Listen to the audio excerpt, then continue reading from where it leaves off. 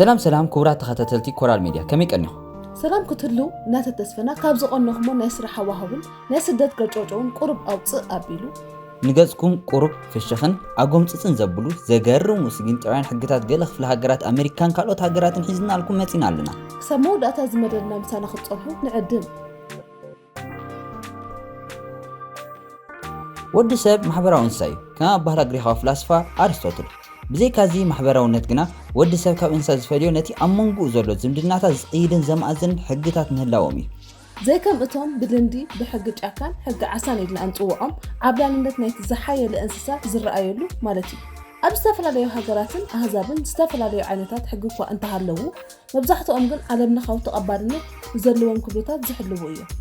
ካብዛ ሓሊፎም ግና ናይ ሓንቲ ሃገር ወይ ህዝቢ ሕግታት ብዓይን ካለ ሃገር ወይ ህዝቢ ክረአይ ከለው ዘይልሙዳት መጠኑ ዝሓለፎም ወይ እውን ሲግን ጥራት ክበሃሉ ይኽእሉ እዮም እምበኣርከስ ክቡራት ተኸታተልትና እዞም ስዒቦም እንቐርበልኩም ሕግታት ንኣተሓሳስባ ወይ ስልጣን እዞም ህዝብታት ንምግላጽ ዘይኮነስ ብዓይንኹም ከመይ ምበልኩምዎም ንምባል እሞ ሃዮም ሳና ተገረሙ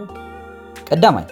ኣብ ክፍለ ሃገር ኣርካንሳስ ኣሜሪካ ኣኻልብ ድሕሪ 16 ድሕሪ ቀትሪ ክነውሑ ኣይፍቀድን እሞ ድሕሪ 16 ድሕሪ ቀትሪ ሰረቐ እንተመፂስ እቲ ኸልቢ ኣብ ክንዲ ዝነብሕ ንዋንኡ ኣብ ዓራት ከይዱ ንቕንኡ ከተስተው ኣለዎ ማለት ድዩ ከይኮና ኣይተርፍን ካልኣይ ኣብ ኩነቲከት ኣሜሪካ ድሕሪ ፀሓይ ዕራብ ንድሕሪት ገጽካ ምጓዓዝ ዘይሕጋዊ እዩ ምድሪ ምስ ዓረበ ንድሕሪት ገጹ ዝጓዓዝ ሰብ ዳ ካብ እንዳ ፖሊስ ናብ መናበይ ሕሙማን ኣእምሮ ምውሳድ ሓይሽ ናብ ኮስታሪካ በልኹም ወስደኩም ኣብ ኮስታሪካ መኪና ናዘወርካ ቢራ ምስታይ ይፍቀድ እዩ ክሳብ ዘይስኸርካ ግርም ሕጊ እምበር ሓደጋ መኪና ንምክልኻል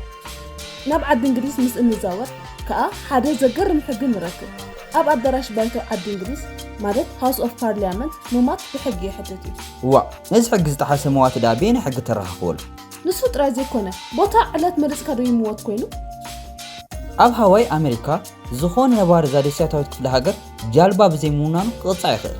እቶም ጃልባ ክገዝኡ ዓቕሚ ዘይብሎም ከ ድኻታት ብምዃኖም ክቕፅዑ ኣለዎም ማለት ድዩ ጃልባ ክገዝእ ዓቕሚ ዘይብሉ ድኻ ዳ እንታይ ክገብር ሃዋይ ይኸይድ ኣብ ሃገር ግዋም ዘለዉ ገለ ሰባት ቀንዲ ስርሖም ዓዲ እናኸዱ ብጓደን ዘለዋ ጎራዙት ምስአን ክሓድሩ እሞ ድንግልንአን ንኸፍርሱ ንመጀመርታ ግዜ ስጋዊ ርክብ ብምፍጻምን ይኸፍልኦም ኣያምነክን እየ እቲ ምኽንያት ጽናሕ ክነግርካ ምኽንያቱ ኣብታ ሃገር ብድንግልናኣ ዘላ ጓል ኣንስተይቲ ክትምርዖ ስለዘይፍቀደላ እዩ ኣዋልና ይስምዖ ይኽደነና ፈጣሪ ባዕሉ እምበር ጉድ ጉድ ጉድ ጉድ እዩ ጉድ ጉድ ጉድ ጉድ እዩ ጉድ ጉድ ጉድ ጉድ እዩ ጉድ ጉድ ጉድ ጉድ እዩ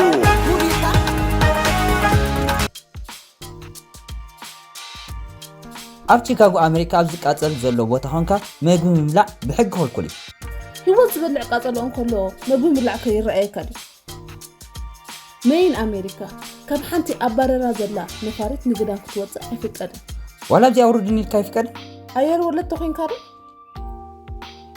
ኣብ ናይ ሃገር ጀርመን ዝዓበየ ጽርግያ ተሽከርከርቲ ኣውቶባን ሃይወይ መኪናኻ ነዳዲ ክትውድእ ብፍጹም ገበን እዩ ምኽንያቱ ኣብ ዝዳዕዳዕ ጽርግያ ብዘይ ምኽንያት ደው ምባል ኣይፍቀድን ነዳዲ ምውዳእ ድማ ሓደ ካብኡ እዩ ዋላ ደፊእካ ውሰዳ እምበር ልዕሊ ዋጋ ነዳዲ ኢኻ ትቅጻዕ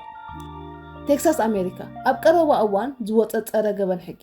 ገበነኛታት ገበን ቅድሚ ምፍጻሞም ንግዳያቶም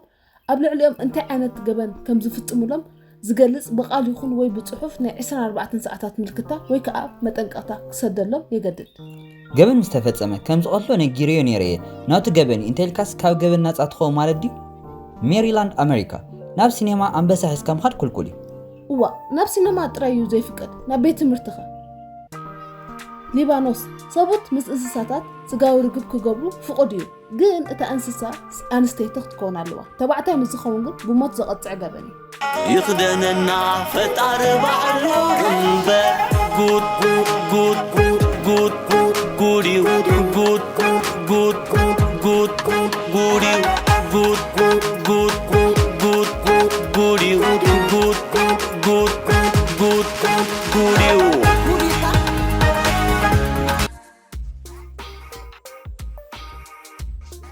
ባንግላዴሽ لأن 15 ዝዕድሚኦም ተምሃሮ ኣብ ናይ ሴሚስተር መርመራ ብምቕዳሖም ክእሰሩ ይኽእሉ እዮም ክልተ ሰሙን ከየጽንዑ ክልተ ዓመት ይእሰሩ ዝብልኩም ከምዚ እዩ ኣብ ኒው ሜክሲኮ ኣሜሪካ ዓዋናት ማለት ኢዲየትስ ከድምፁ ኣይፍቀዶም እዩ ሙኻኹም ረጽ የብልከምን በሉ ክብራት ተዓዘብትና ካብዘን ዝተኸታተልናየን ስግንጥራውያን ሕግታት ዓይነት ሕጊ ኣብ ሃገርና እንተተነድፈት ተሓይሽ ኣብ ቦታ ኮመንት ምስ ተወሳኺ መደባት ኣብ ቻነል ክቐርበልኩም እትደልይዎ ተገዲስኩም ጽሓፉልና። ላይክ ሼር ከምኡውን ሳብስክራይብ ምግባር ዕብየት እዛ ቻነል ግድያኹም ክትፃወቱ እናተላበና ክሳብ ካልእ መደባት ሒዝናልኩም ንመፅእ ሰላምን ጥዕናን ኣብ ዘዘለኹሞ ይስዓብኩም። ንዛ ብእንግሊሽ ኮይና ግን ጓይላ ዝተፃወተ ደርፊ ንገድፈኩም ብሩህ ቅና